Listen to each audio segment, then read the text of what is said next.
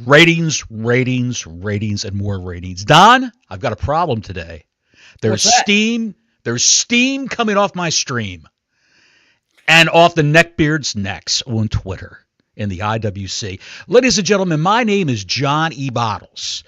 And to my left is the young gentleman that you know from Twitter. His name is Don Wayne, Dr. Don Wayne, the neckbeard psychologist.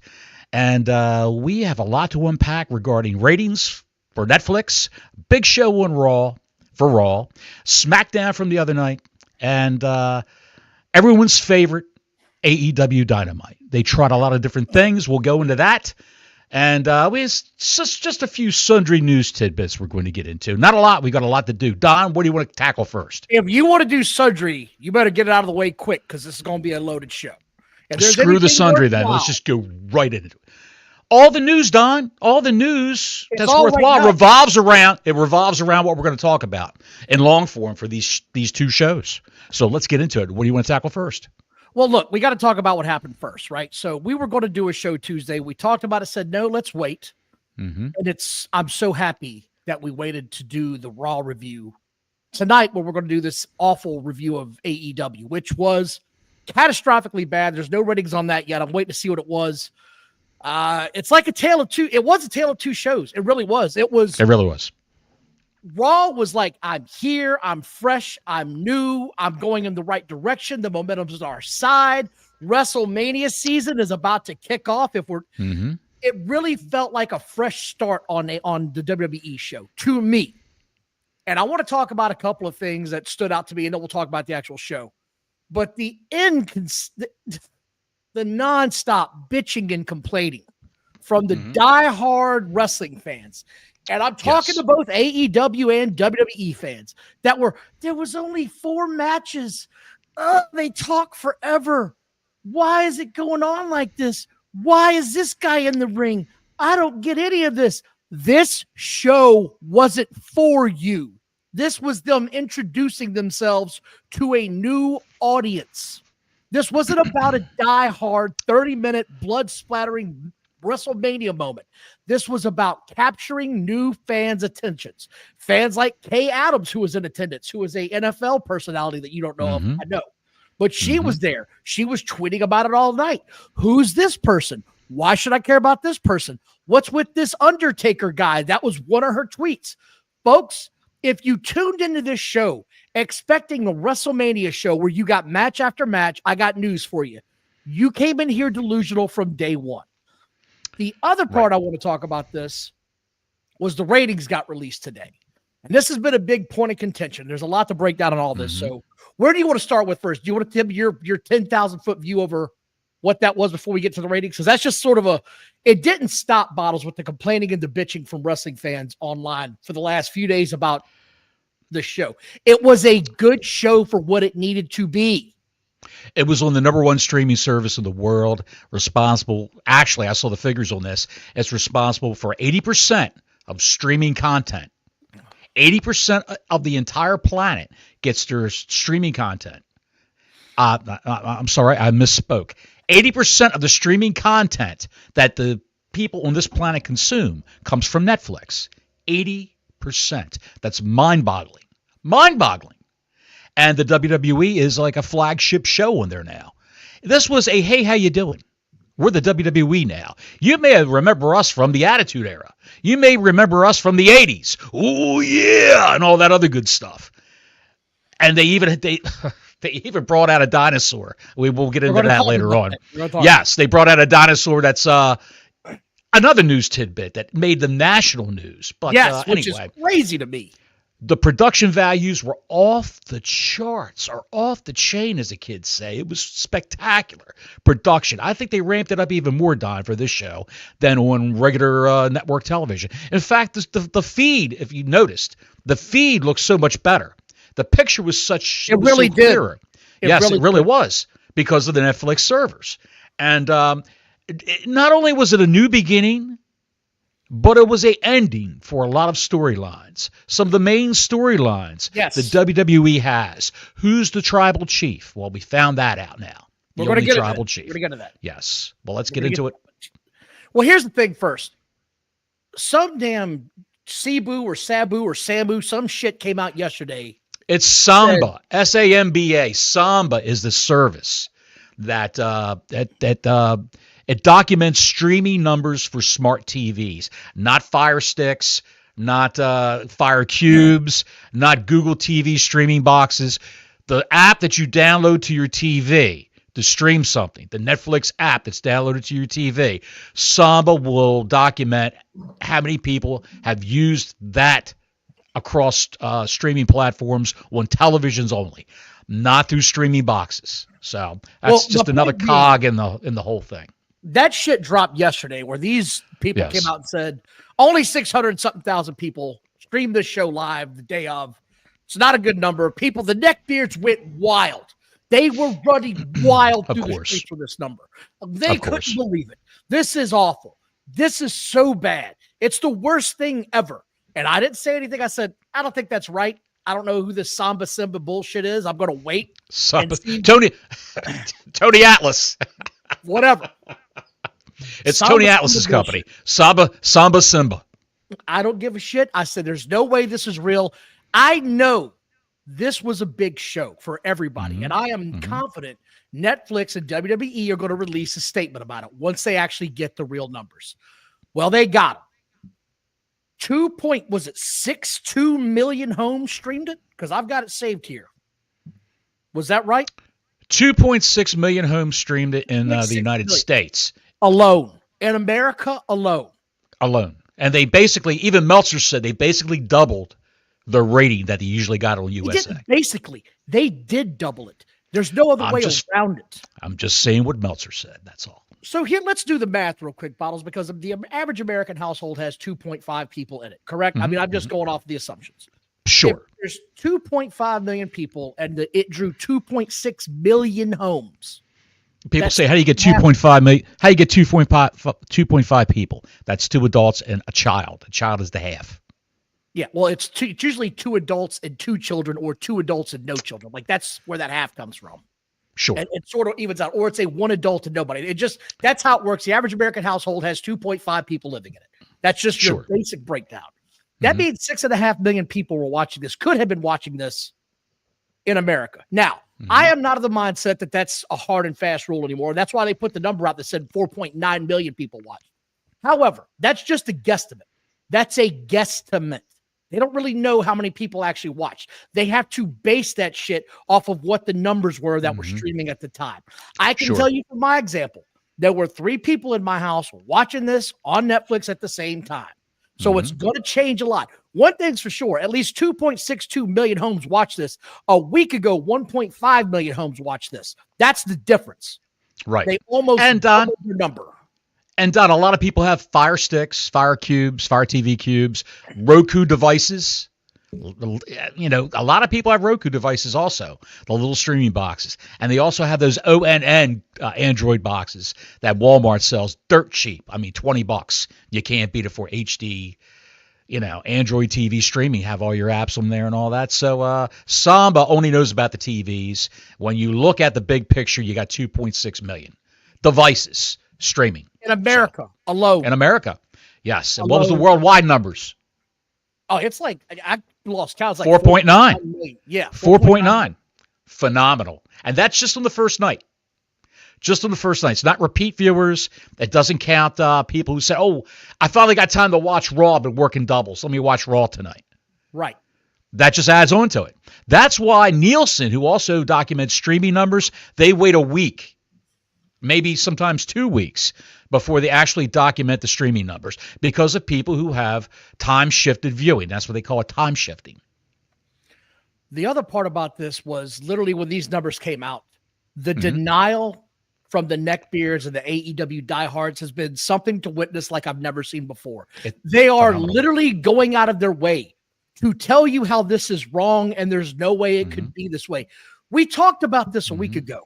More people have Netflix in America than have cable anymore. It is a larger viewing platform for people to watch their favorite TV shows, movies, etc.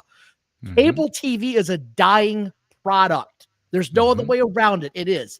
Everybody's moving to streaming, and I got bad news. If you got internet connections and you got issues, I'm the guy that found that out this week because everything's moving to streaming.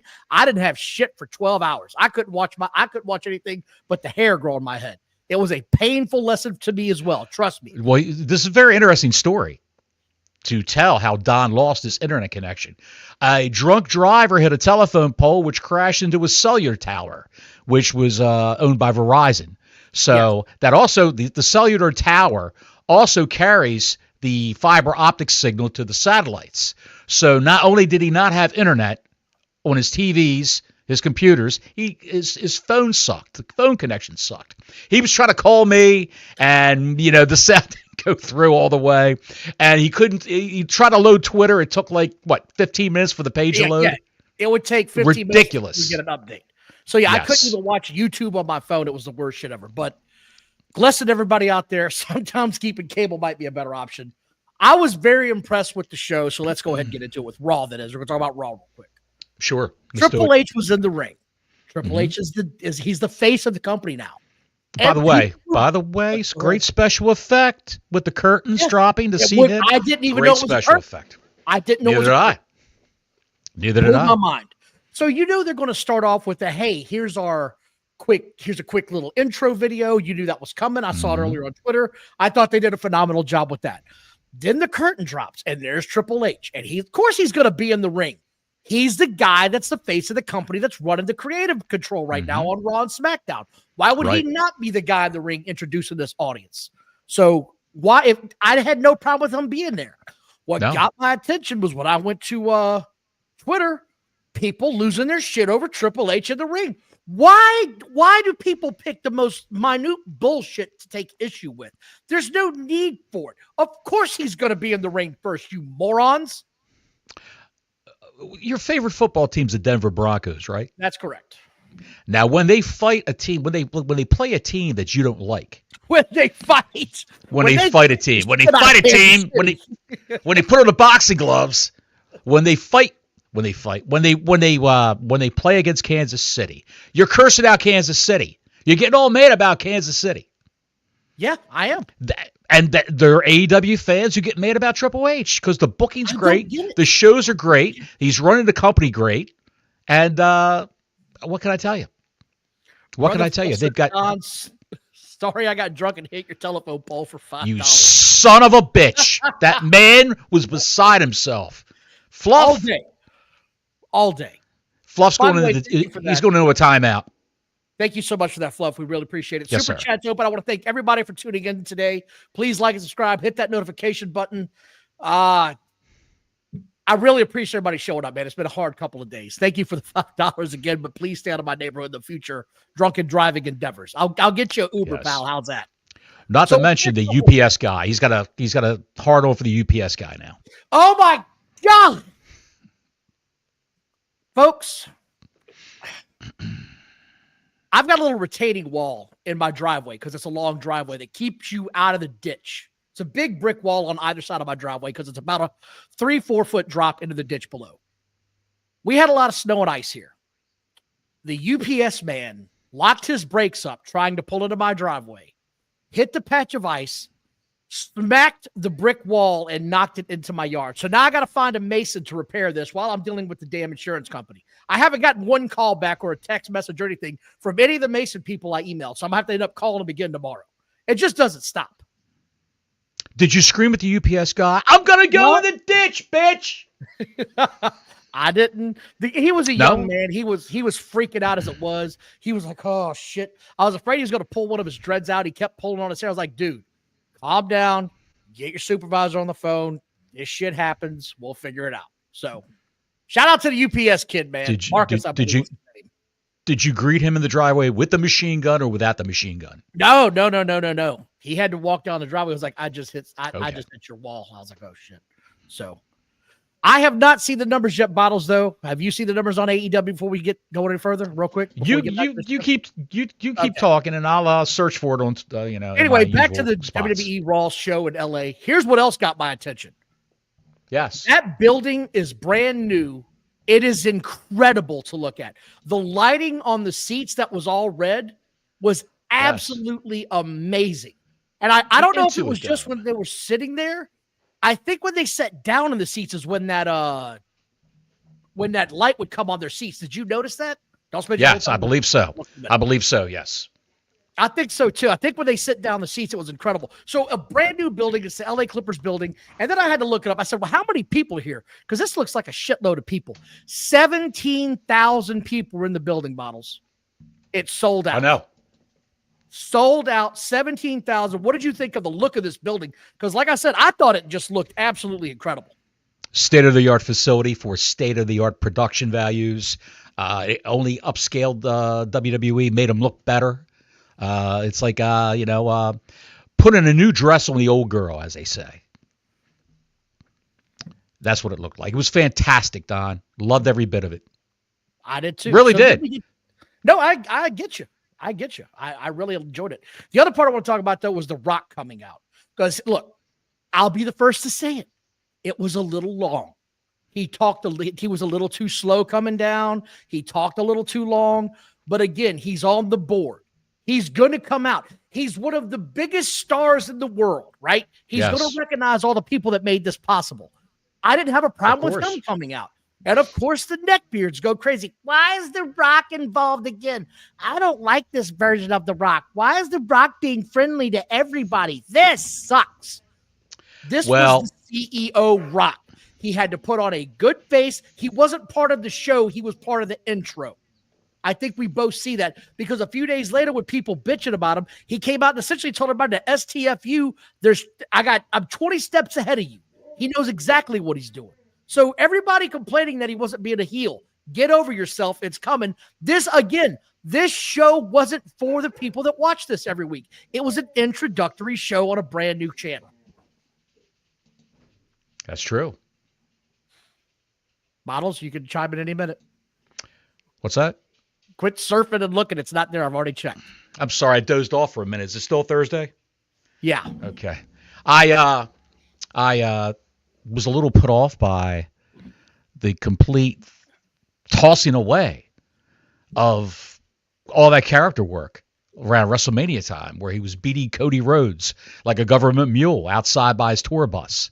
And getting choke slammed by The Undertaker at WrestleMania and all this other stuff that was going on. It was just jarring that he came out as good guy Dwayne.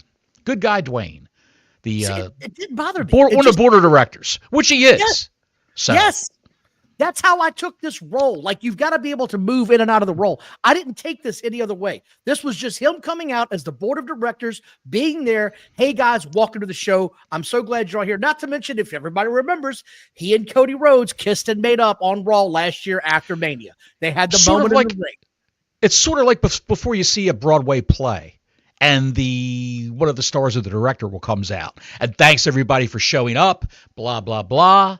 And then when the show starts, he's playing a character on stage when they finally raise the curtain. Very, very strange, but like you said with NXT, he says, just shut your mouths and just enjoy the ride that The Rock's going to take you on. Exactly. That's what here's he said. The other thing about it, right? Because he even brought it up. He brought it up on NXT. Yeah. Why are you so nice to Cody? He did, dude. He did. Yes. You got to love it because he started this last year when he started calling them Cody Crybabies. It's the same thing. Pay attention. He's been doing this long enough. He can pivot in the room. The other part about this when he came out, I don't know if you noticed, Bottles. What's that, pal? They cheered him. What the hell did you want him to do? Go to the ring and start shitting on the fans? They were cheering the hell out of him. They were glad he was there. Look, it's a Hollywood star. This is amazing. What a show already. When he was the final boss, at WrestleMania, they were cheering him when he came out.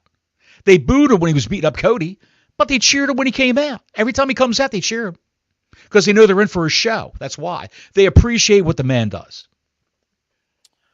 To continue down this diatribe of what happened on the show, I guess we had the next match. It was the women's match. Is that right? I don't even care if it's in order. I just want to get through this. We could go through the women's match. Yeah. We can do the women's match. Rhea Ripley and Liv Morgan finally had their match, right? And it was a good match. It wasn't boring. They had a good match. I heard 2.6 million tarps being rolled out in people's basements during this match. My son even called me up and said He called me up today again. Remember I told you he called me up during the show? Yes. He says, this just goes to show you how they bring back past viewers. My boy called me up from Maryland. He's 28 now, and he said he used to watch WWE with me 15 years ago, I'd say. And he got all the action figures, Jeff Hardy, Rob Van Dam. He remembers when Jeff Hardy, Rob Van Dam, and John Cena were the top guys in WWE back then. That was his time. And all kinds of action figures he's got stashed away. We was selling them on eBay. Owen Hart figure from the old days he sold for like $150. They're worth a lot of money now, pal. But anyway, I digress. He said, listen, I'm watching WWE on Netflix. I just turned Netflix on, and all of a sudden, the WWE's on there. I said, yeah, they're not on USA TV anymore. They're not on cable. They're on Netflix. What about like the SmackDown? The SmackDown, he said. What about the SmackDown? The SmackDown. I said, that's on USA for 3 hours on Fridays, but this is a new thing, and that's what they're doing now. So they get like, a boku bucks for this. This Roman Reigns thing, it's amazing. This is all great. Triple H. Right. That was the first match, but we'll go back to that. Yeah, Roman Reigns. I haven't seen him in years. This is great. And he called me up today. He's driving home from work. He goes, I got to tell you, this Rhea Ripley, I don't know who she is, but she's got some cake on her. Let me tell you. I can't believe it. That girl's gorgeous. Does she always wear like all that heavy makeup and all that? I said, no. If you saw pictures of her, like when she's working out, or like there's pictures of her meeting fans at 7-Eleven and convenience store. Keep them coming back. Keep them interested.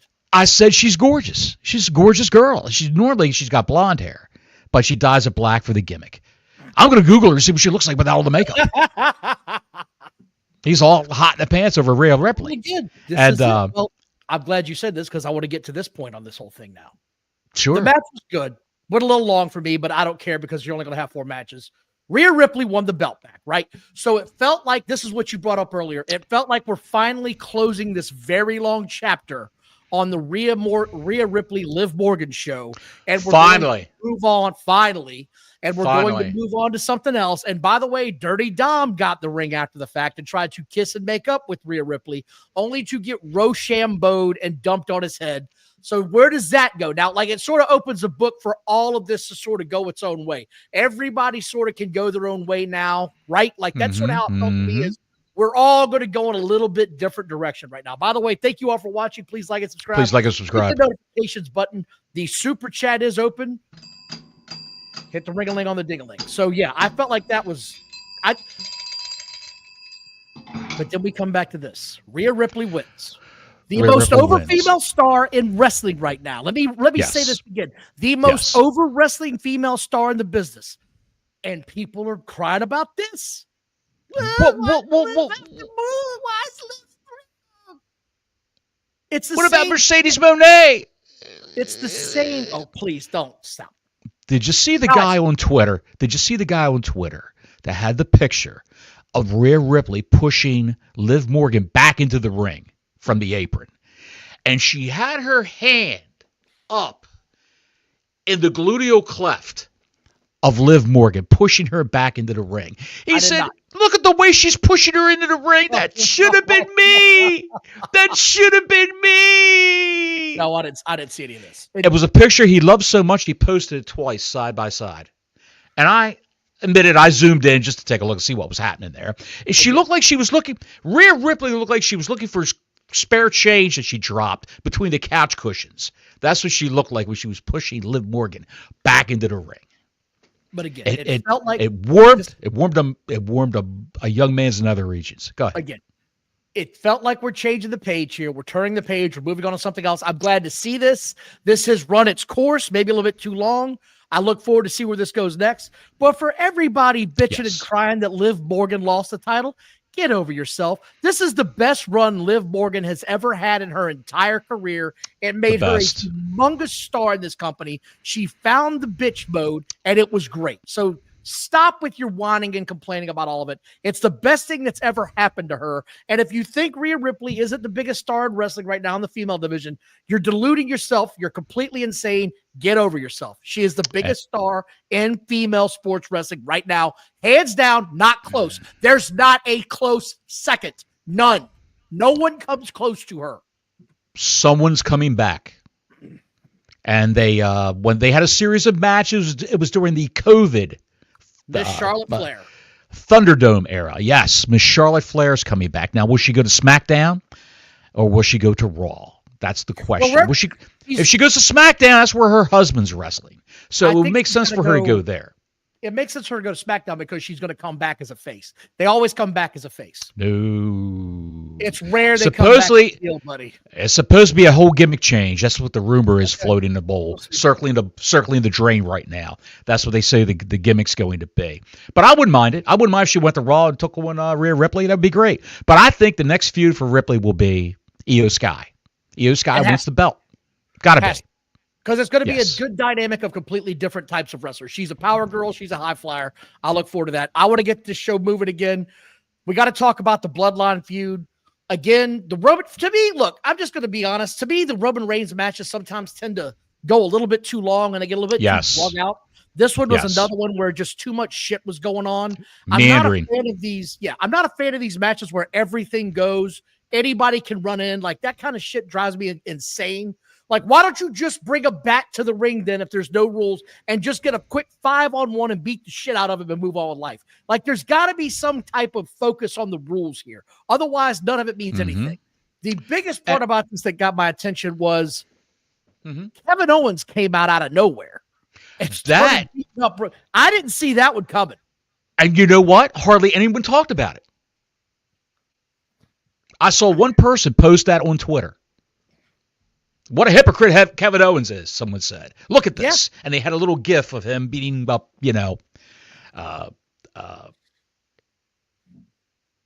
Roman Reigns. Well, I hope that this thing is coming to an end. The Bloodline is another thing that I feel like it's run its course. I don't know. It's not over yet. I know, but Bottles, it's got to end over yet. You can't keep this thing going forever. Because Roman Reigns said he wouldn't be back until January 27th. So I sort of wonder what's going to happen with the rest of the Bloodline on SmackDown. I'm actually curious now to see what happens with that, what the fallout's going to be. Because you and I both believe Jacob's going to kick the shit out of him and take over. Both of us believe that. I'm telling you right now, I think they're going to get their own wise man. And I think that there's going to be, look for a match with Jacob and Solo to wrestle maybe the Uso brothers, and they're going to lose. Solo's going to get pinned, and Jacob is going to excommunicate him from the Bloodline violently, and he's going to restock the cabinet with a couple other Fatus or what have you. Maybe some more relatives of Haku will come in, but I think it's going to be some more Fatus. Zilla's on deck. Zilla Fatus, trained by Booker T from the Texas promotion Booker T runs.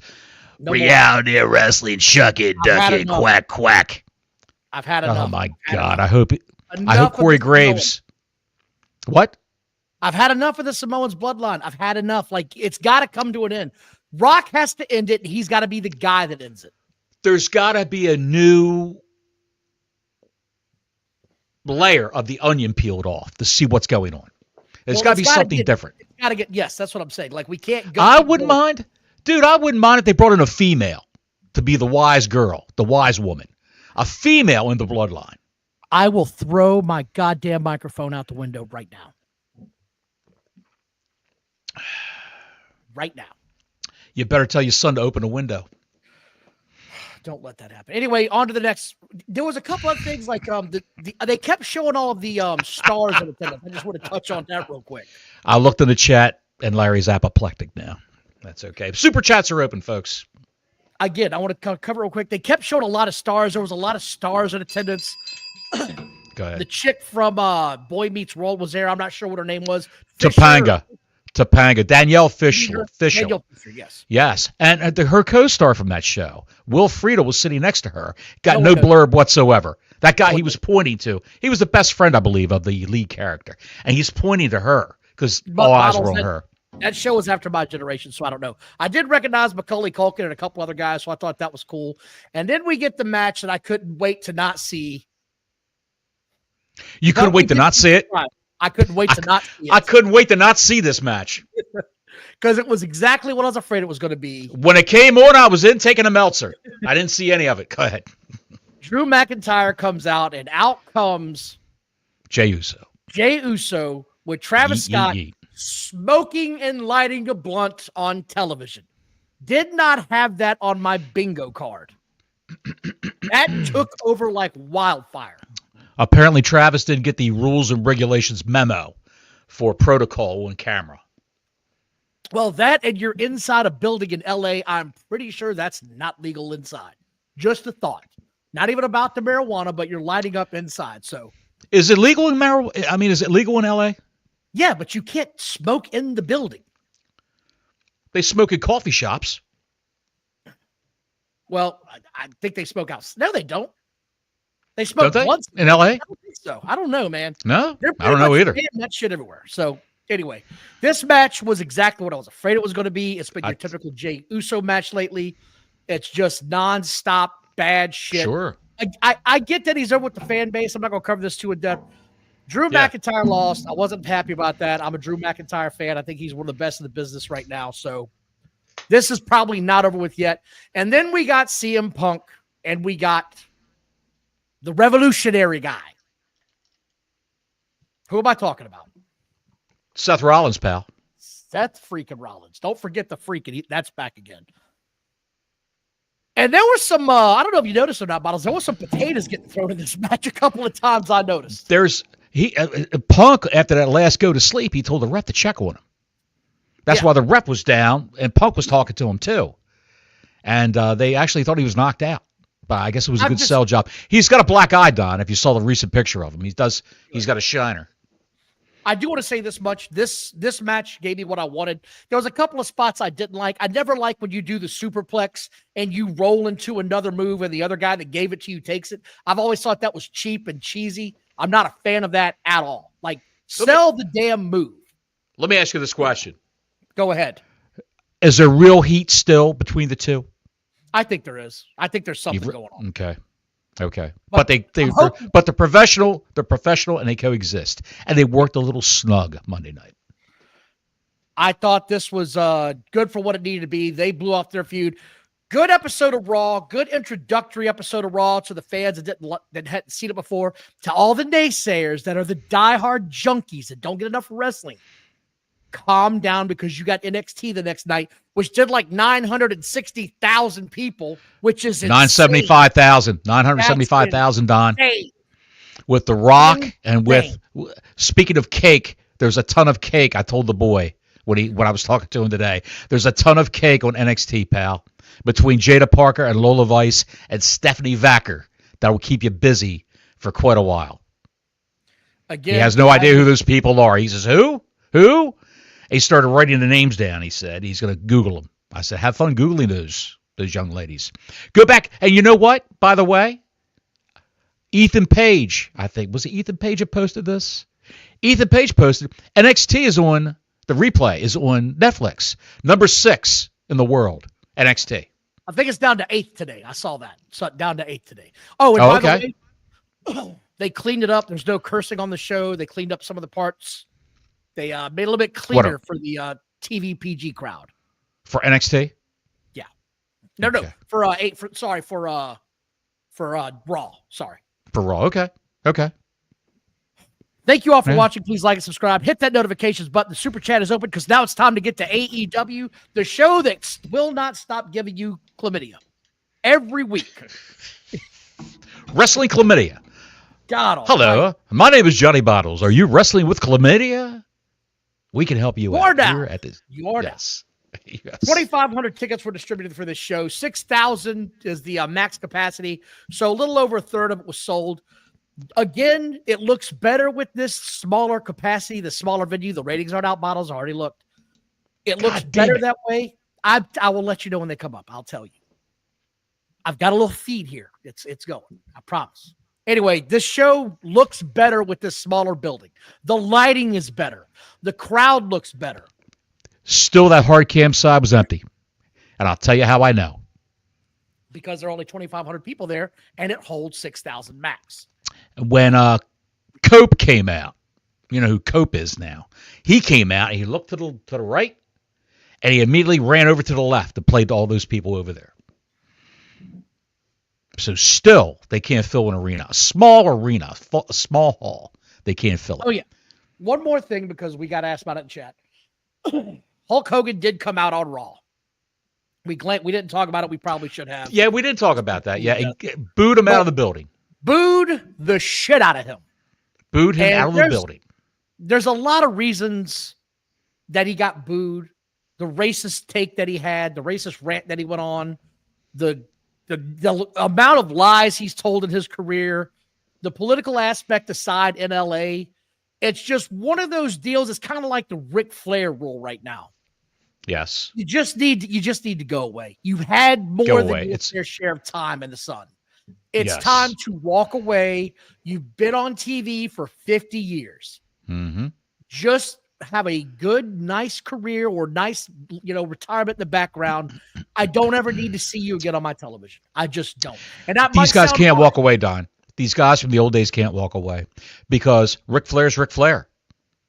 He's the character. He plays that character in real life. He's Ric Flair. Hulk Hogan plays the character of Hulk Hogan in real life. It's taken over his real life as Hulk Hogan. He's not Terry Bollea anymore. He's Hulk Hogan. Even though he hasn't changed his name legit to Hulk Hogan, he does business as Hulk Hogan as a corporation. Yes. Here's what Mark Henry said to TMZ. Would you like to hear what Mark said? Sure. Mark said, with the social climate and the things he's said and done and his lack of effort to try to fix it, people are going to come down on it. He never wanted to go forward and fix it. So that's what happens when you think everything's going to go away. It's not going to go away. And he did a half-hearted interview with Time Magazine, a video chat, basically, on Time Magazine or their website, where he apologized. But when he went backstage, when Vince tried to make amends with him, and he went backstage to talk to the locker room, he was unsuccessful in stemming that tide of hatred towards him. A lot of, like the guys like the New Day, Mark Henry, and I think it might have been MVP at the time, looked at him like, what? Because he didn't really say what he said.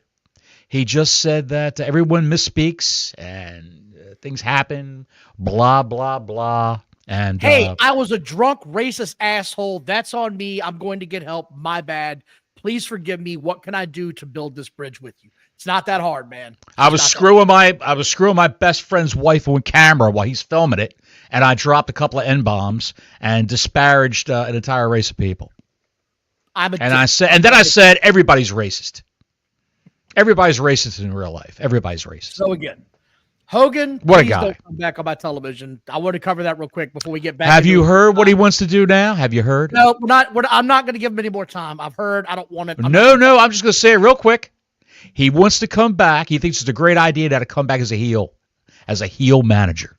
Jimmy Hart couldn't have backed up that ramp any quicker, waving that flag. He looked like he was gonna take off like a helicopter, swinging that American flag around. He just wanted to get the hell out of there. He came out with the hustle and bustle, and once he saw where that shit was going, he was halfway down the hall when that promo started. He wanted no part of that. He was running like a scalded dog. When that microphone came up to Hogan's mouth, the boos started before he got a syllable out. Horrible. It just got awful. Anyway, back to the AEW shit show that was. Did you notice that we talked about it last week. There's no more Big Bang lead-in. It's just totally gone now. It's totally gone. 5 seconds. I counted 5 seconds. I forgot what they call it after all this guy, Chuck, what the hell's the guy's name? I forgot the guy's last name. The guy who did 2.5 Men, and he's the guy who created Big Bang Theory. And they have like a little quick, long paragraph that's up on the screen on a white background. It's gone in 5 seconds. And then it cuts right to the next show. Chuck Lorre is his name. Chuck Lorre. Yeah, no 5 minute. We talked about it last night. No 5 minute segment closing out the Big Bang Theory. It just goes right to AEW. So they've got no big lead in anymore. Ocean Spray comes out first. Revolution is their next pay-per-view, and it's going to be in March. Oh, you left that one thing, Don. Kind of weird. What? We were not so excited about this. No. They didn't play the song. No, they didn't. No Pointer Sisters, no video like the WWE does. That was gone because everybody ragged on it last week. Because it was garbage and it didn't fit the place. It was horrible. Horrible. Speaking of horrible, Revolution, like I said, is their next pay-per-view in March. And Buddy Matthews comes out looking like $1 million. Like a star. Looks like just an absolute star. And I said, this match, there's no Tony Schiavone. I noticed that right away on the commentary. There's no Tony Schiavone. The mask goof sounded completely different. We talked about that. I think he's sick or something because he sounded awful, even for his standards. His voice sounded awful. And that's, you know what he sounded like? He sounded like Aubrey Edwards, a little horse. Go ahead, Don. Again, Buddy Matthews looks great. I didn't know who the commentators were because of how bad this was. Ian Riccaboni, Matt Menard. Was one, right? Did we say about a month ago, 2 months ago, that it's a shame that Buddy Matthews is not getting pushed?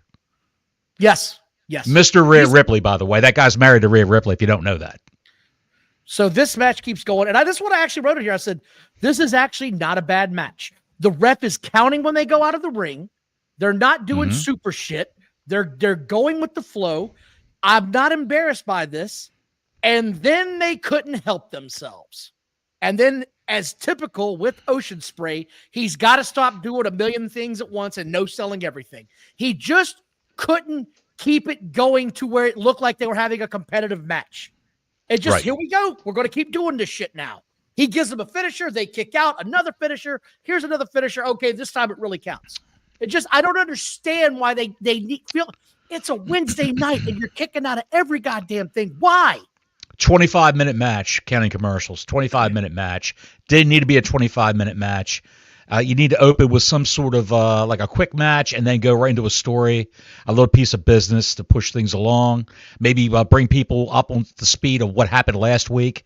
So someone didn't watch last week. It's a new viewer on Max. You can find out what's going on. Although it wasn't that bad. He didn't sell that much when he got going. When he got revved up, he didn't sell that much. But Matthews made it into a good match. Yes, that's what I'm saying, though. It was really going well until the last probably 5 minutes of this thing when it devolved into a finisher spree. Just hitting the finisher spam on a remote. Just, God damn it. Do it again. It was like a video game. It was like Street Fighter 2. Like a video game where you wait for someone's life meter to run down. And then the match is over.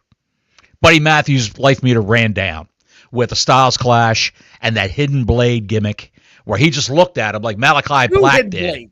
Two hidden blades. Two hidden blades, that's right. Like Malachi Black looked at Adam Cole before he took that knee to the head. Like, just go ahead and give it to me. And he took it. And well, we're going to talk about that here in just a minute. Sure. Will then does a promo after the match. And now he's trying to break up the black guy, the black group. Like what? The House of Black. Yeah, we talked about. Hold on.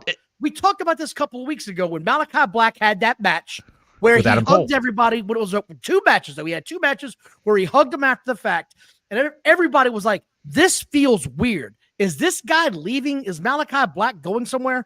And of course, Malachi Black said, "No, you guys are being weird. I'm not going anywhere. You guys read too much into this." Come to find out, Malachi Black's gone. That's not confirmed. Yes, it is. No. Fightful has had him dead and buried 3 times. They had him dead and buried 3 times. And then Meltzer said, no, he's signed till 2026. He's signed till 2026. Again. I wish he would leave. He wants out. He's married to Selena Vega in WWE. He wants to be there with her. And they would have, rumor has it, I heard, they're looking to have a kid. I don't know.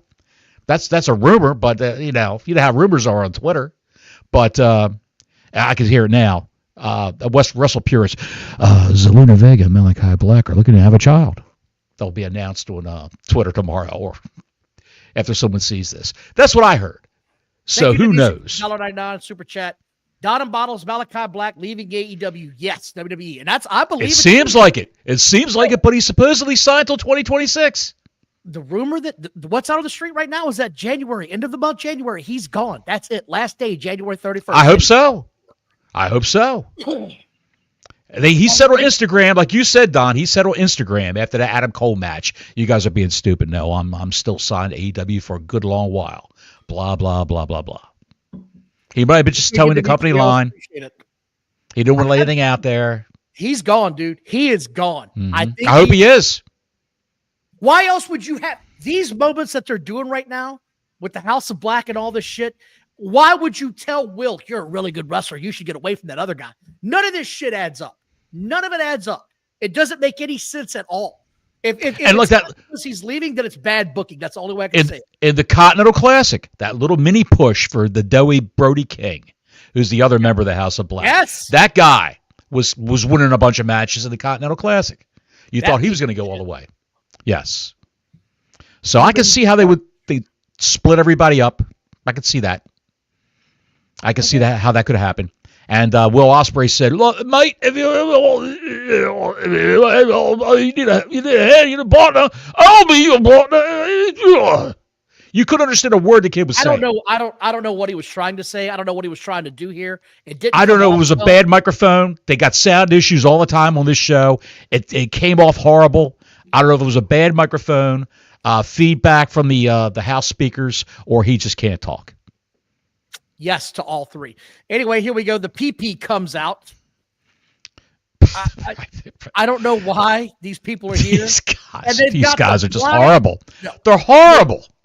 They've got the Bride of Frankenstein in tow as one of their VIPs. Dude, holy shit, did you look at that monster. I certainly did. That's the first thing I thought. Jesus Christ, it's a cross between Fairuza Balk and the Bride of Frankenstein. Remember that chick that liked Bobby Boucher and the Waterboy? Yes. That's who she looked like, crossed with the Bride of Frankenstein. I'm thinking, oh my God, what is going on here? And then thank God, the Hurt People came out. Private Party can't cut a promo, dude. They cannot talk. No, they cannot. I was going to get to this. The promo is horrible. Awful. If you're coming out and you're supposed to have hot chicks with you, that ain't the look. That is not the look you want to be going for. The promo was terrible. The Hurt People come out. Security just lets them in after security told the camera guy you can't come in. Again, none of this is making any sense in any way at all. It's just complete, utter garbage. Come on in, Hurt People. Cameraman, stay out. What? Well, the cameraman was held back by 10 feet, 15 feet maybe.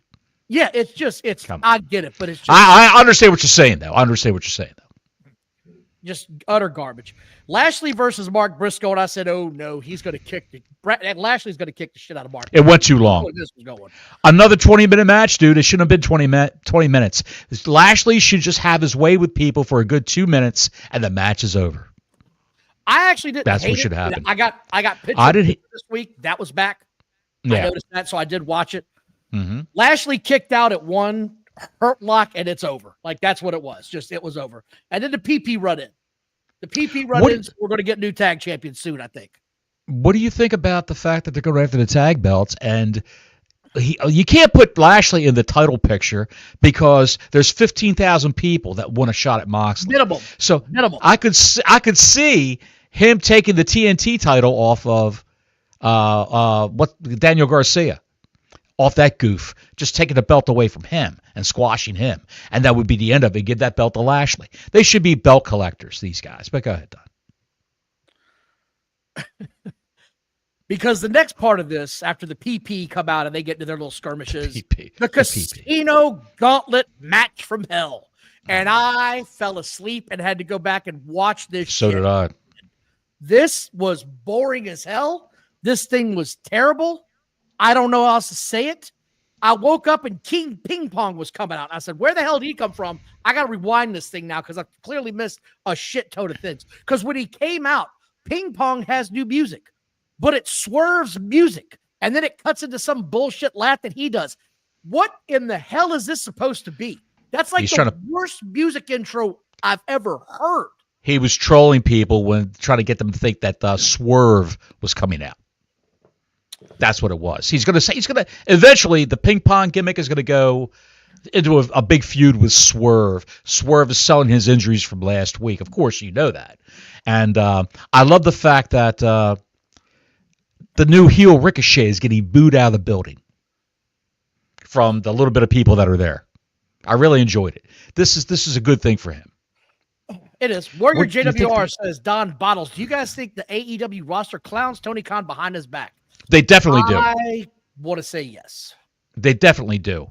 Christian has told someone that, come on over. He's throwing money around like it's a ticker tape parade. That's what Christian told me. While you can. It may not last forever. Yes. This thing was all over the place. So many people in this match. Garcia's in it. Page is in it. White's in it. Wheeler is in it. Why is Wheeler in this thing? Because he's in the group. It makes no sense. He's in the Cracker Clan. Why is he coming out to? And then they tried to explain it at the end, but they had to explain it at the end because when you're watching it, you're thinking this makes no sense. This makes no damn sense. Why he's in this thing? Because out comes Jeff Jarrett, and Wheeler immediately goes chasing after him, and the commentators go, "That's why he's in this thing, to make sure Jeff Jarrett can't win it and get his title shot."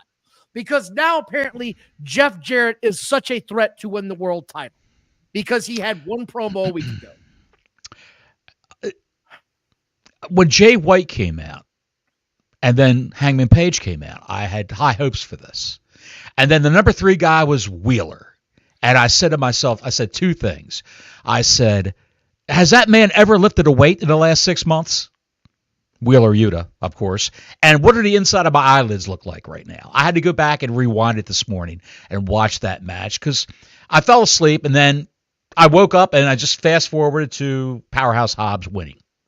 And then we talked about it today. So let's talk about it. And I rewound it and watched it. Again, Yuta is horrendous. He is. Garcia is horrendous. Okay. I just want to talk about the Powerhouse Hobbs, right? I love Powerhouse Hobbs. Yes. But to go from 0 to Mach 3 in 2 weeks is more than a little absurd. You need to build him back up because you have literally put him on the shelf. He got hurt and he's been gone for months. You've got to build him back up. You can't go from 0 to hero in 2 matches. That shit doesn't make any sense. None of that makes any sense. He came out the crickets. Then he got into the ring and started throwing people around. And people sort of got behind him. But when he finally won the match, he had to stand there when Renee is interviewing him. He had to stand there and go like this to get people to like chant or have a reaction. It was silence in the auditorium, silence in the library. That's what it was. It was like a library in the arena. But again, it made no sense. You can't take him in 2 weeks and go, he's now competing next week for a championship. He's super over. You need to get the fans to get behind him a hell of a lot more than this. You've got to build it up, man. You've got to build it up for a couple of weeks. Make him look like a threat. He was been garbage the whole time he's been there. A couple of months, yeah, before you start to do this push, this magic push for Powerhouse Hobbs. The only thing I can say is if you would have had somebody fighting Moxley and the guy's getting beat up by the Cracker Clan, all of a sudden Powerhouse Hobbs runs out and saves that guy's ass and throws them all around the arena. And they're thinking, this guy's like Superman now. And people are, Powerhouse Hobbs is a good guy. Powerhouse Hobbs is strong as hell. And then you have him build a rapport with the guy who he saved, maybe tag against the Cracker Clan, and maybe finally gets his shot eventually. You just can't. Let's rush it. Let's rush it. Let's rush it. Let's rush it. Let's rush it. Have him go through each member of the Cracker Clan until he gets to Moxley. Yes. Build it up. Every 2 weeks, he gets another match with one of those clowns. That's how you build it up. Not this fast forward bullshit. Need it on speed dial moment. Just good God. Powerhouse Hobbs. Here's Toni. If you're watching for Powerhouse Hobbs, here's a clue for you. Black Goldberg. Build him up like Black Goldberg and let him go. And just 1 minute matches, 2 minute squash matches, done. Wheeler Yuta should have got his ass beat by Hobbs in a singles match, maybe 30 seconds, done. It's over. Holy crap. He destroyed Wheeler. And just keep on going. Or you could have just said build him up like Goldberg. Could have just said that. I could have. I could have said that. Is he black? That's not Goldberg. That's Black Goldberg. Black Goldberg.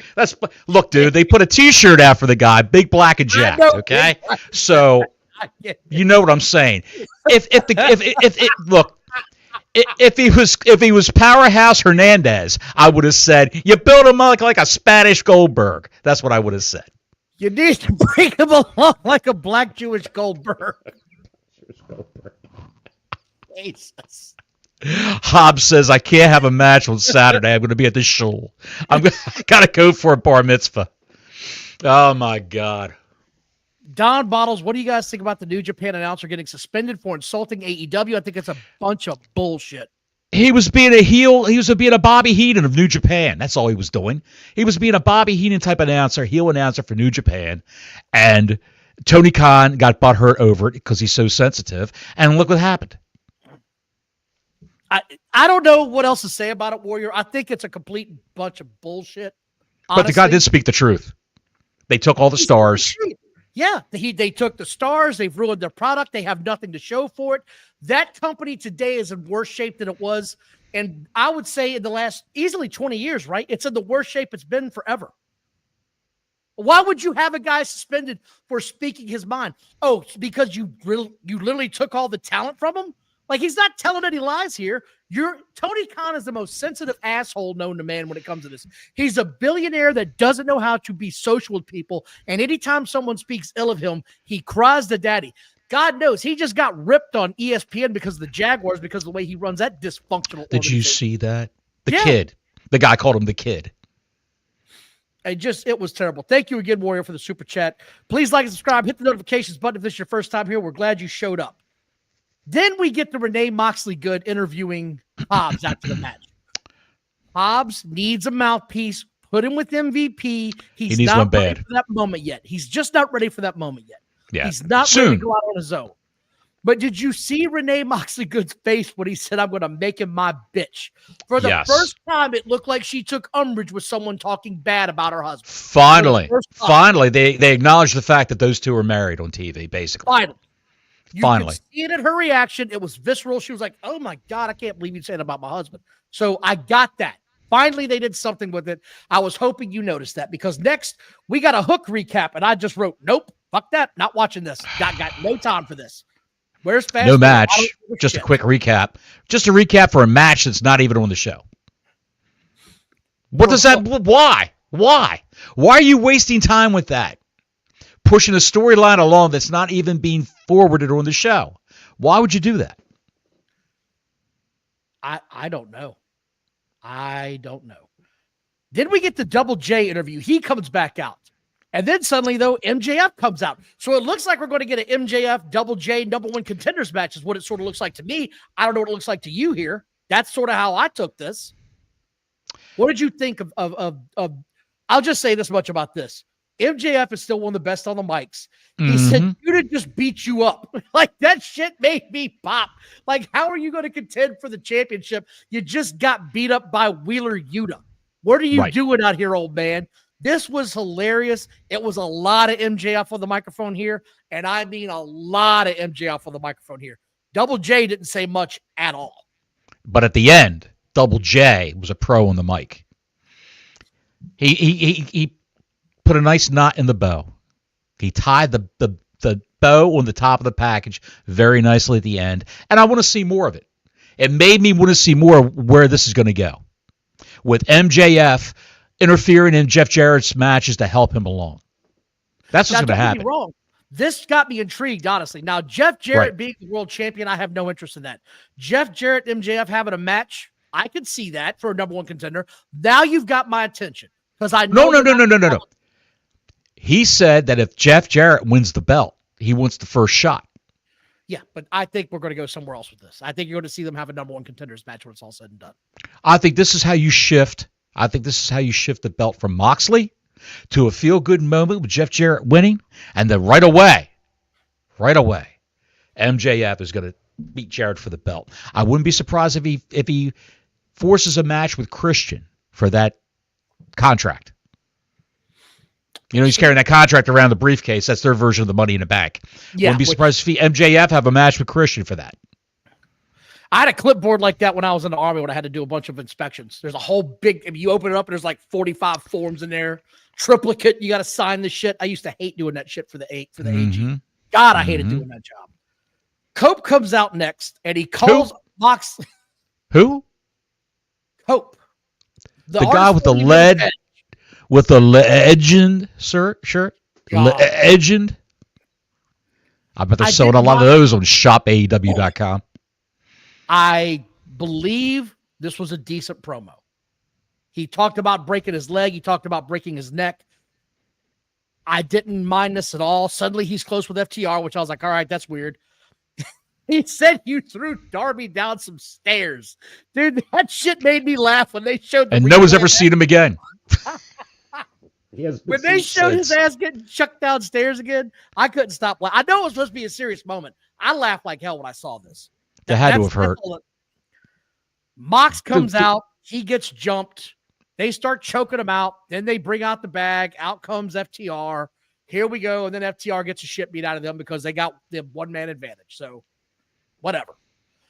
And then Hobbs comes out and chases everybody off. Like, all five of them get out of the ring because Hobbs, he's coming out. And I believe they said Hobbs has his match next week. So, here we go. We're off and running in that. Mm-hmm. Anything else? I enjoyed this show so far. I'm going to run down what I enjoyed. I enjoyed the opening of the gauntlet match. I enjoyed that. But it's not really a gauntlet match. You know what a gauntlet match is, right? Yeah. Yeah. You wrestle a guy. Yeah. You wrestle a guy, and whoever, let's say if you pinned Jay White, you're still in the ring, and the next opponent comes down the ring. Mm-hmm. And you wrestle that guy, and the winner of that wrestles the next guy who comes down the ring. Right. And so on and so forth. And the last man standing is the winner of the gauntlet match. It's not a Royal Rumble with nobody being eliminated over the top rope like they had at this show. It's different, but I did enjoy how it all played out. And I did enjoy the Jeff Jarrett and MJF thing. I thought that was great. I did enjoy the opening of the Ospreay and Buddy Matthews match. I didn't like the ending, but I enjoyed the beginning of it. I enjoyed the beginning of it. I enjoyed the MJF JJ segment. That's all I like. That's it. So we're not just shitting all over AEW completely. We did like some aspects of it. But again, the opening match was fine until they got to the last 5 minutes, and it's the power mash button move time, and I can't stand that shit. Right. Next, we got Mariah May. Mariah May doing a promo, and Harley Quinn shows up with her tits. Harley Quinn. The Jug Sisters. Her tits arrived 5 minutes before she got on screen. What could she have worn a tighter top on this segment? That's the whole aspect. That's what they got now, pal. They got to appeal to the TARP crowd, the TARP and Cheetos crowd. They got to appeal to those guys. But I mean, that I actually popped with the jokes of Harley Cameron. She was pretty funny last night. I did enjoy that for what it was. I did enjoy it. I wouldn't want to see a match between the two, but you're going to get it. You're going to you're getting Saturday on Collision. Whether you like it or not, you're going to get it, pal. Oh. We then get a Toni Storm match. I don't give a shit. This gimmick's not working for me. I don't like the entire. I've lost my mind. None of this is making any sense to me. But it's Toni Storm, Don Statlander, and Willow Nightingale. And this match, debuted she came back. New move. She came back, Don. What are you talking about? Willow Nightingale came back. You haven't seen her in weeks. I was glad to see her. I actually like Willow Nightingale. Other than her pissing in the ring, I like her as a wrestler. The pissing in the ring part's a little awful. I wish she wouldn't do that move. I mean, that's not my favorite. The bladder buster. That's an old Arn Anderson move from the 80s, the bladder buster. I thought it was called the pissing gale. That's what I thought it was. Taz would say, there she goes, Peapot Jones. Go ahead. Peapot Jones. I'm just gonna sum this up because at this point in time, I was given three shits about this show. But this match is going to be known for one thing and one thing only. They did a move in this match where one girl got catapulted into the other girl's private area, and we've got to come up with a name for it. I've got my name for it. I want to see what I've got it. I've got one. Hold on. I'm calling it the Fish Finder. I'm calling it the Pussy Pult. No, you can't. Come on, dude. Why? What's the matter? What? You could have called it the meat cleaver, anything else, or the meat curtains. The meat curtain. What's worse, the meat curtains? Pussy is a cat, a little pussy cat. Stop, models. You're not going to throw a girl another girl's groin and call it that. I'm going with the fish finder because you're casting the other chick. So what's worse? You're trying to get a bite. What's worse?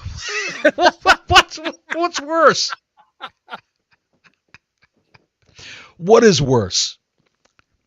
I like the fact that they were 3 girls fighting to see who gets to go into the gauntlet match next week to be number 1, to be the person that gets beat up the most for the most amount of time. Why would you want that? Who would want that? Toni Storm's in a perfect position. She's going to be in the match next week, but she just won't be number 1. If you don't like that idea, you can always call it lip service, by the way. Jesus H. Christ. But yeah, I would like to win this match so that I'm the first one to get her brains kicked in next week. Put her in the ring, Tommy. Stupid. All of it. What the hell is going on? I don't know. Toni Storm won because then we come to the main event, the coup de grace, the return of Kenny Omega. All the neckbeards have been waiting on this. They've all wanted to see this come down.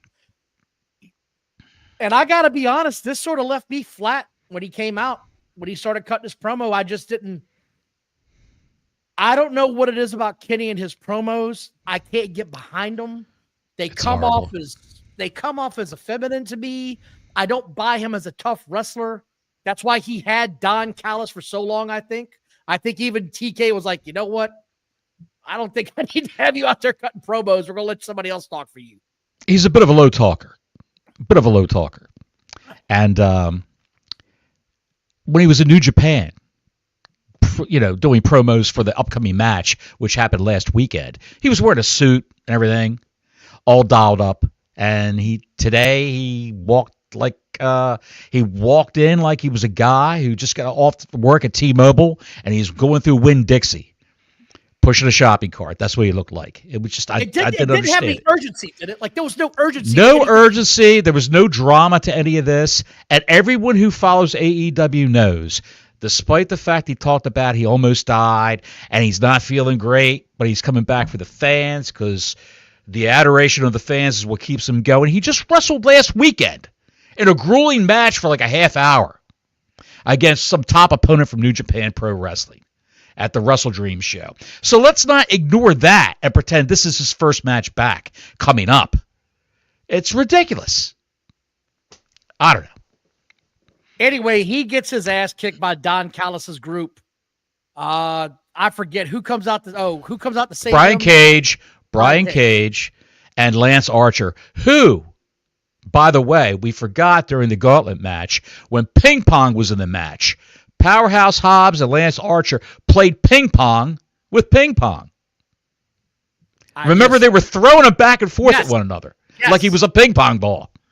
And I said, they're playing ping pong with ping pong, honey. And my wife said, what are you talking about? Don and Bottles, I have a question. Toni Storm is from Australia. These ticket sales are not so good, so why not have Toni Storm win? The ticket sales are at Hotel. TK doesn't book well. Well, what they're doing right now, Denisha, is they're positioning an Australian star. Buddy Matthews is from Australia. And they're positioning him to do probably be in a high-profile match at this show. And Toni Storm will probably win the belt again from Mariah May. I hope she gets hit in the head real hard and she remembers that she's timeless Toni Storm. And it all goes back to that game. I don't understand why they don't bring Luther back. When she's doing one of these matches, says, Miss Storm, who are you? Who are you? Who's this man? All of this is awful. I don't like any of it. Once again, that was AEW in a nutshell. Oh, you forgot, dude. You forgot Ospreay came out to save Kenny Omega. Yeah, Ocean Spray came out. He's swinging a chair. The first time he swung the chair, he dropped it. And Lance Archer's bent over, waiting for him. Okay, kid, pick up the chair and hit me in the back. And he picked up the chair and hit him in the back. Then he ran to the ring and chased off a juiced-up Brian Cage, who's growing his hair out. Brian Cage looked like if he flexed his bicep, he'd pop out a Siamese twin. That's how juiced up and jacked up he is. It was ridiculous. So are you still awake? You okay? Yeah, I was looking for the ratings. They're still not out. I want to make sure that they're not out yet. You're not going to see them, pal. You won't see them till tomorrow. They're Brandon Thurston is sandbagging these ratings until we actually find out what's going on. Because I guarantee you they want to release the cable ratings and they want to release the streaming ratings all at the same time. And for those who are uninformed, which I didn't know, HBO Max is responsible for 1% of streaming content out there in the world. 1%. It's not good. I have Max, and It's not good. It's not good.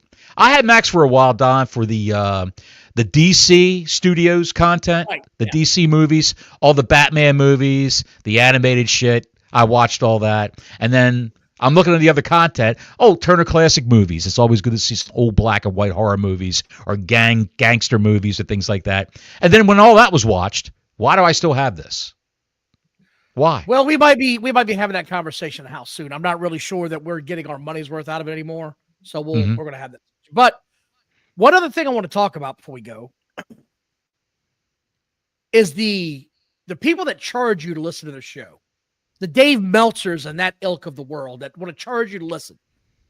They're very upset at these ratings, by the way. I don't know if you saw this tweet from Dave earlier today. But he said he's got a lot to say about this, and he can't wait to get into and dissect these WWE ratings because he's going to get to the bottom of it. Dave Meltzer cannot stand. I don't understand why. He can't stand when the WWE does well, and it bothers him to no end. And I'm going to say it until I die. He is upset because he thought his brand and his style of wrestling was going to take over the world, and no one's buying his bullshit. Tony Khan's the only guy that he got to buy into it, and it's not doing well. And last night's show was another show and tell. It was trash almost from start to end. Ocean Spray, that was a good match until they did the Dave Meltzer shit. All I can say is they tried to weave some stories in amongst all this meaningless New Japan Pro Wrestling style random matches. They tried to weave in some stories through the Jeff Jarrett angle. Look at the end, it was Ospreay and Kenny. Why would Ospreay save this guy so he could have a match where he beats him up, but they're good friends? I don't understand that. I saved you so that you and I can have a match together. We could fight. That makes no sense whatsoever. I want to beat you later in your prime. I don't. If I'm the heel, I want to beat your ass when you're down. It makes no sense whatsoever. I want them to kick the shit out of you. Then I'm going to challenge you. Well, Will, I think that I think Toni and he's gonna book you with some bagger matches with Kenny. Dave, can you run that back? I don't understand a word you're saying. What'd you say? I didn't get any of that. I can see the conversation between Ospreay and I don't Meltzer. want to hear that conversation. They're both on the Asperger's syndrome, pal. And I'm not talking about Eric Cartman Asperger's. I'm talking about the Asperger's syndrome. Have you heard what he said about Hobbs? He said Hobbs is not that over to where him being a world championship match and losing is hardly a step down. It's a step up. Hopefully he has a great match and it makes him stronger. So let's set this guy up to fail again. We've seen this. It's rinse and repeat. Have him have a big match, have him lose, and he goes away for 3 months. This is not how you – I fucking hate that guy. Right. Seth Rollins in an interview with Chris Van Vliet. I saw that shit. He got cut from Captain America Brave New World. He had a big role in it as a villain, as a henchman, yes. And he got cut from that. He says, I'm not even in the movie. I got paid for it, but don't go to the movie looking for me because you won't see me. I've already been told I'm not in it.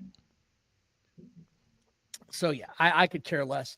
I am looking forward to SmackDown tomorrow night. I'm going to be curious where this goes. I'm going to be curious where Raw goes from here moving forward. I'm looking forward to that.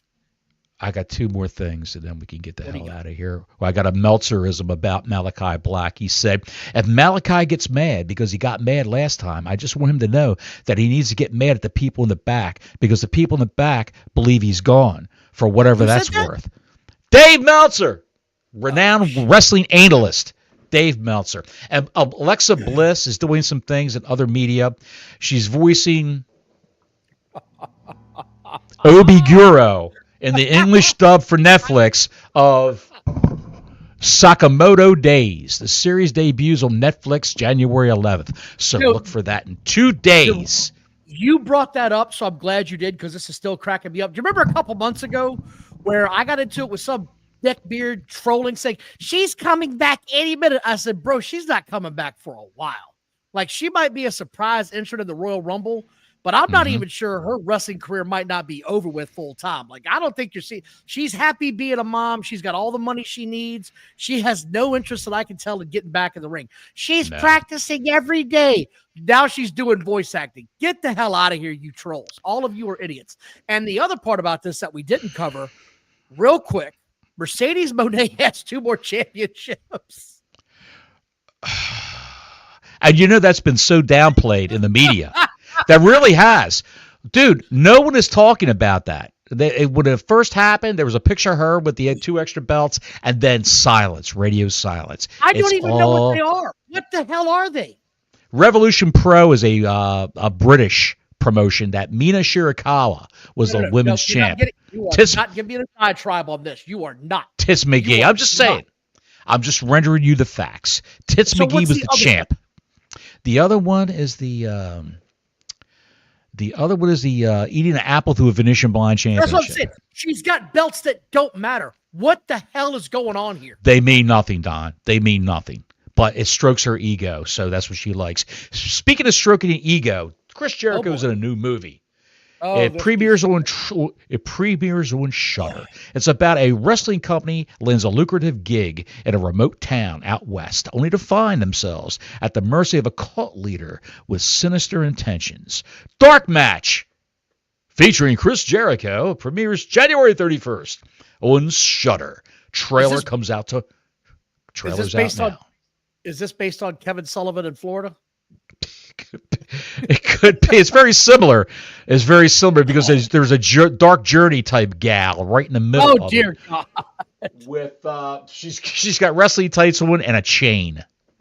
Dark Match, a Shudder original. And by the way, Nikki Bella's back. Don, have you heard? Nikki Bella is back. She appeared on WWE television, Monday Night Raw. If you blinked, you missed her, pal. If you let the dogs out and you went to take a Meltzer, Nikki Bella was on TV. She was shaking her butt, doing a little spin around like she always does, in front of Bill Simmons, who was fighting for his life not to look at her butt while she was spinning around in front of him. He was locked forward like this. I did see her. Thank you, Daniel Flores. $1.99. Go Broncos. You're damn right. Let's take down them Bills Sunday. But yes, I did notice. It's always funny that the women or the wrestlers that want to talk shit, not just the women, but the wrestlers that want to talk shit about the WWE when they leave, when that line of money starts to dwindle, they always come back. May I have some more wrestling time with you, please, sir? I'm so sorry. I was such a bitch. She said it felt great to be back and be treated with respect this time, she said. I'm sorry I was such a see you next Tuesday. Yes. So no, I got no love for that chick, dude. I got none. No. Opportunist, that's all. Have you heard that Saudi Arabia is going to host the 2026 Royal Rumble? Oh, I know, and why. I don't like any of this. I don't like this. Big money, Don. Big money. It's got to be a bought show, right? Like I would love to know what they're paying to have a bought pay-per-view, one of the big four. That's got to be a lot of damn money, Bottles. For those crown jewels, they pay $50 million for a crown jewel. So what do you think they're dropping for this? Probably $80 to $90 million. It's way over that. You think so? Maybe $100 million? Absolutely. I would say probably closer to 150. It's got to be. Probably cutting them in on part of the merchandise profits, things like that. They got to cut them in for something. I don't know. I do not know. The Rock's happy. They're making money hand over fist. He just got $51 million worth of stock options added onto his portfolio from TKO. And he was on NXT this week with his daughter. First time ever. Him and Ava Raine, his daughter. We had a troll in the chat. Had to get rid of him. Really? Oh, yeah. He was in here talking shit. I saw him, gang. He's gone. He's gone. He's out the door. Will Ospreay's the greatest guy I've ever seen in my life. Hold on, I gotta drink my deodorant. Drink my deodorant? Is what you say? He's home shaving his neck right now. Maybe they'll like me with a shaved neck. Let's Get Louder says, let's get louder, loving the show, and love me some Alexa Bliss. She has a fan base. Do you think she's coming back, Don? Do you think she's coming back? I don't think Alexa Bliss is going to come back. I think you might see her at the Rumble as a guest entrant, give a little bit of ooh factor. I don't think she really has any intentions to come back and be a full-time wrestler. I think she got what she needed out of the business. She made a little bit of money. She had a good time. She's a mom now. And if you ever see the pictures of her on social media, they're out there everywhere. She loves being a mom. She loves being a mom. That's what she loves being. Absolutely. Absolutely. And supposedly they want her back with the Wyatt Six. That's what the rumor is. Because she was carrying the doll around with Bray Wyatt and all that happy horse shit. But I can see her going back with the Wyatt Six if she does come back and feuding with the Judgment Day. Who else are you going to feud with? I think the Judgment Day is going to look a lot different, Bottles, here in the coming months. Sure. I really do. I think you're going to have a whole different thing. I think it's going to look completely different. I think you're going to see Dominic eventually moving on and a couple of other characters in that group moving Come on, dude. Where's Dominic moving on to? What's he moving on to? Them. He doesn't need them. He's the biggest heel in wrestling. He needs to be chasing a mid-card title just to piss the fans off. That's just my opinion. Do you think that Corey Graves will be the permanent third man in the booth for NXT? He was on the show. It was three guys announcing for NXT this past Tuesday. That was a bit of a mess, though, Bottles, on NXT. That was not really smooth. That sort of was. It wasn't. It wasn't good at all. In fact, Booker T called Corey Graves Vic 4 or 5 times. Vic Joseph. Vic goes, I'm Vic. That's Corey. You met Corey before, right? Corey, Booker, Corey. Shuck it, duck it, quack, quack. I don't think Booker T's going anywhere for a long time just because the brass at WWE love Booker T. He has been a stalwart. He's been a soldier. I don't think he's going anywhere. I honestly wonder if Corey Graves has a long-term career here with this company. I've never really cared for him myself. Me personally, he hasn't really been my cup of tea. No? I thought he did a good job as the lead announcer for SmackDown. I thought he did a good job doing that. But when he had Wade working with him. But for some reason, he made the shift. They made the shift. I don't know why. There was one other part I want to talk about, Rob, before we got out of here.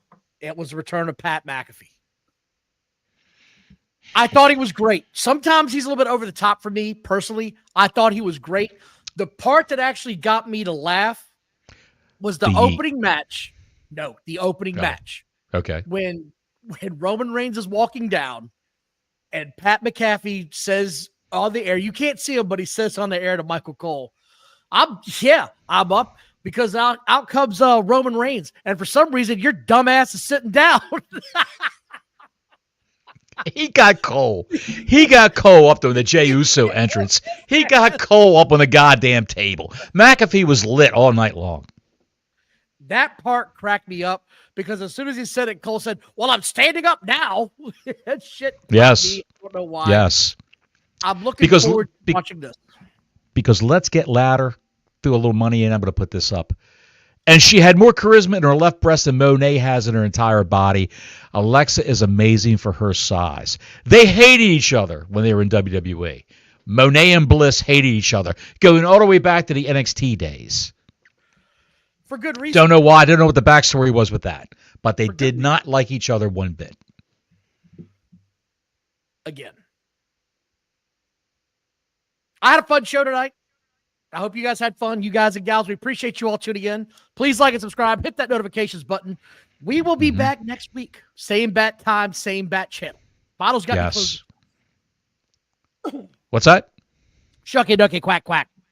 Shucky ducky quack quack pussy pelt. What is wrong with you? I'm just throwing that out there, pal. Catapult. A cat is a pussy cat.